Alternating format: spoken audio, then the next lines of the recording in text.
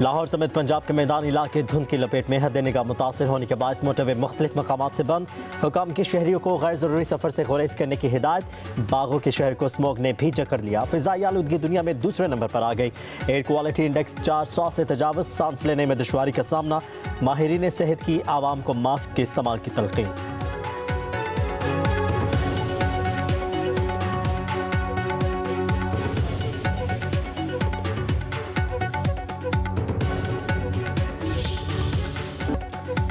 मुल्क भर में सर्दी की शिद्दत बरकरार। पहाड़ी इलाकों में बर्फबारी। लह का पारा -13 तक गिर गया। इस्तोर में -11, कालाब में -9, गोप्स में -8, खिल्लात और स्कर्दू में -7 डिग्री सेंटीग्रेड रिकॉर्ड। महकमे मौसमियात की सर्दी की मौजूदा लहर आइंदा दिनों में बरकरार रहने की पेशगोई।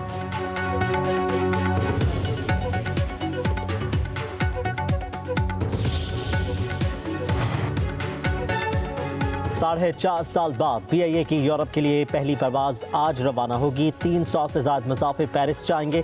तर्जुमान PIA के मुताबिक पहली परवाज़ मुकम्मल फुल जा रही है। पेरिस के लिए हफ्तावार 2 बराह रास्त परवाज़ें चलेंगी।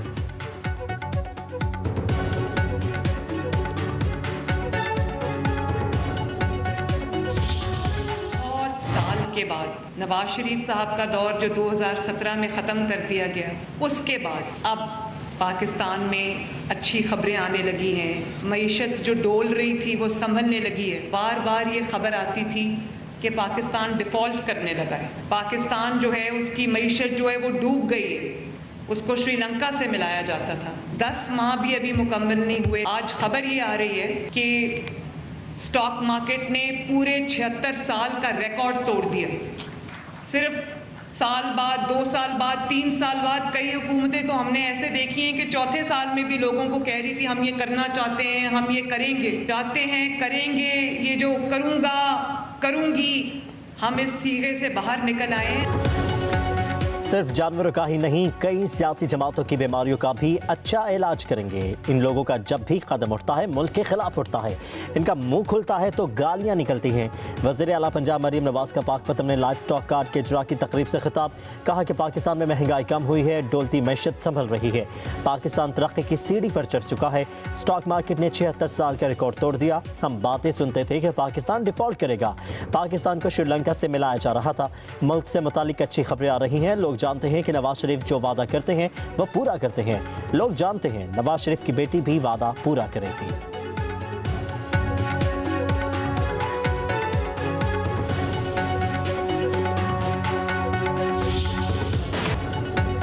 सुप्रीम कोर्ट के आईनी बेंच ने 9 मई के मखसूस मुलजिमों के फौजी ट्रायल पर सवालात उठा दिए। जस्टिस मुसर्रत हिलाली ने कहा कौन सा केस मिलिट्री कोर्ट्स में चलेगा, कौन सा नहीं चलेगा, ये तफरीक कैसे की जाती है। सवाल ये नहीं कि मिलिट्री कोर्ट मौजूद है या नहीं, सवाल ये है कि इसका निफाज कहाँ है। जस्टिस जमाल खान मंदखिल ने कहा किसी जुर्म पर कौन और कैसे तय करता है कि केस कहाँ जाएगा। जस्टिस मोहम्मद अली मजहर ने कहा कि मुकदमात कहाँ चलने हैं, इसकी तफरीक कैसे और किन असूलों पर की जाती है। जस्टिस नईम अख्तर अफगान ने कहा कि 9 मई के वाक़यात में 103 मुलज़िमान के खिलाफ मिलिट्री कोर्ट्स में केस चला। बाकी केसेस इंसदाद दहशतगर्दी की अदालतों में चल रहे हैं। ये तफरीक कैसे की गई कि कौन सा केस मिलिट्री कोर्ट्स में जाएगा, कौन सा केस इंसदाद दहशतगर्दी की अदालतों में जाएगा। जस्टिस हसन असर रिजवी ने कहा GHQ पर हमला हुआ, वहाँ शहादतें हुई, कराची में तैयारा तबाह हुआ, अरबों रुपए का नुकसान हुआ। क्या ये वाक़यात उन वाक़यात से कम थे? इन दहशतगर्दों का ट्रायल ATC में हुआ, इनको मिलिट्री कोर्ट में क्यों नहीं भेजा गया?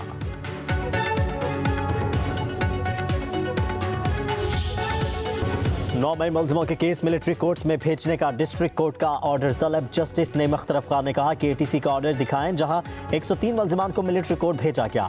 जस्टिस हसन अजहर रिजवी ने रिमार्क्स दिए तैयारा साजिश केस में एक आर्मी चीफ के जहाज को हाईजैक करने की भी कोशिश की गई। जस्टिस जमाल खान मंदखिल ने कहा वो महज इल्जाम था। दौरान समाअत भारतीय जासूस कुलभूषण यादव केस का तस्करा। जस्टिस मोहम्मद अली मसन ने रिमार्क्स दिए क्या कुलभूषण यादव जैसे मुल्क दुश्मन जासूस का केस मिलिट्री कोर्ट्स में चल सकता है। वजारत दिफा के वकील ख्वाजा हारिस ने दलाल दिए मुल्क दुश्मन जासूस का मिलिट्री कोर्ट्स में ट्रायल नहीं चल सकता।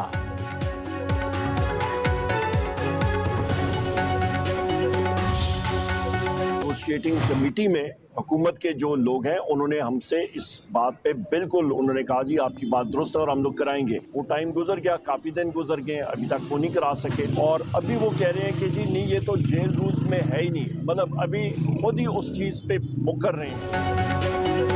पीटीआई रहनुमाओं को बानी से मुलाकात का इंतजार। ओपोजिशन लीडर उमर अयूब का कहना है बानी पीटीआई से मुलाकात नहीं करवाई जा रही, हुकूमत अपनी बात से मुकर रही है। हमें बताया गया है कि मुलाकात कराना जेल मैनुअल में शामिल नहीं।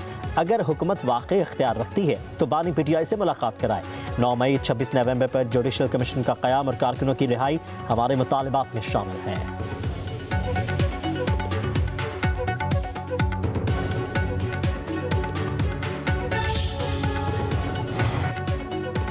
रावलपिंडी की अडियाला जेल में बानी पीटीआई से पार्टी रहनुमाओं की मुलाकातों का मामला। जेल ज़राए के मुताबिक तहरीक इंसाफ की जानिब से हुकाम से किसी किस्म का कोई राबता नहीं किया गया।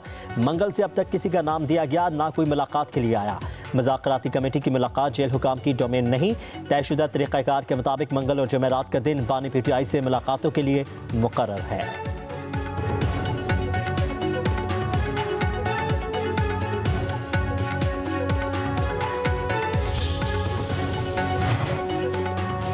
जलसे मुलतवी कराने के लिए जेल के दरवाजे खुलते हैं तो अब क्यों नहीं? हुकूमत बानी से एक मुलाकात नहीं करा सकी, हमारे मुतालिबात पर अमल दरामद कैसे कराएगी? पीटीआई रहनुमा शेख वक़ास अकरम कहते हैं बानी को जेल में मिलने वाली सहूलियात से मुतालिक झूठ बोला जा रहा है। इन्हें दहशत गर्दों के डेथ सेल में रखा गया है। अखबारात टीवी की सहूलियात मुयस्सर नहीं। बानी ने कहा कि जिन लोगों ने ज़्यादतियाँ की इन्हें मुआफ़ करता हूँ।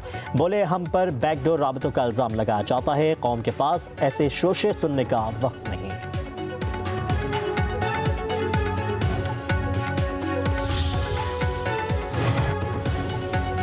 वाईफाई और वायरलेस नेटवर्क्स के जरिए से हसास मालूमात चोरी होने का खदशा। वायरलेस राउटर्स को कम महफूज करार दे दिया गया। काबीना डिवीजन ने तमाम विफाकी वजारतों, डिवीजन और सूबाई हुकूमत को मरासला लिख दिया।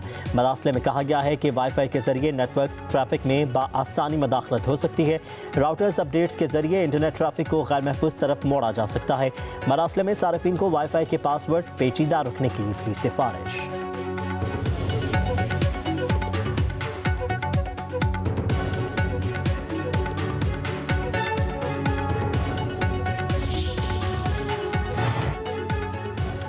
मुल्क भर में इंटरनेट की सुस्त रफ्तारी बरकरार। पीटीए का बैंडविथ बढ़ाने का अमल भी लाएगा। एलामिया के मुताबिक इंटरनेट बैंडविथ में इजाफा किया है। बैंडविथ बढ़ाने के बावजूद इंटरनेट रफ्तार तेज नहीं होगी। व्हाट्सएप, फेसबुक, इंस्टाग्राम जैसी मेटा सर्विसेज सुस्ती का शिकार रहेंगी। इंटरनेट रफ्तार बहाल होने में अभी मजीद कई रोज लगेंगे।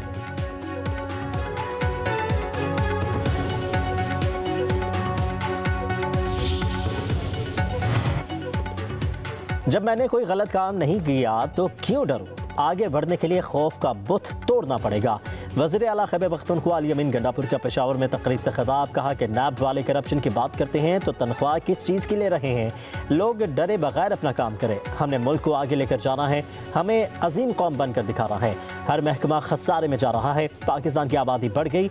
अपनी बादशाहत कायम रखने के लिए नए सूबे नहीं बनाए गए। इंतजामी यूनिट्स बढ़ाने से 90% मसाइल हल होंगे।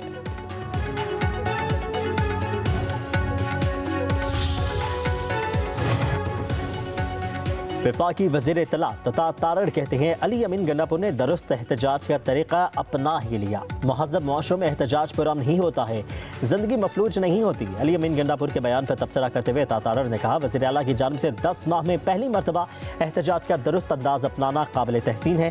काश वो 26 नवंबर और 9 मई को भी चढ़ाई और जलाओ घेराव करने के बजाय ऐसे ही एहतजाज कर लेते। बोले कौम जानती है इंतशार, फसाद, जलाओ घेराव आपका वतीरा है।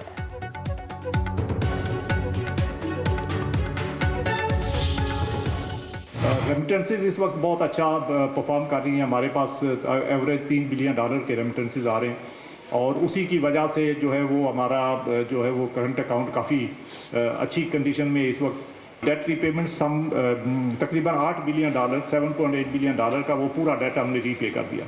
फॉरेन डेट का लेवल इस वक्त भी वही है जो जून 2022 के अंदर था। तो 2.5 साल में हमने फॉरेन डेट के अंदर कोई इंक्रीज नहीं किया।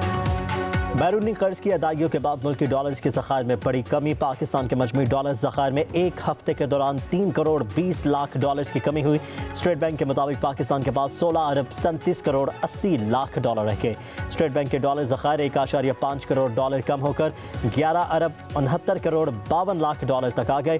बैंकों के डॉलर ज़खायर 1.7 करोड़ डॉलर कम होकर 4 अरब 68 करोड़ 30 लाख डॉलर रह गए।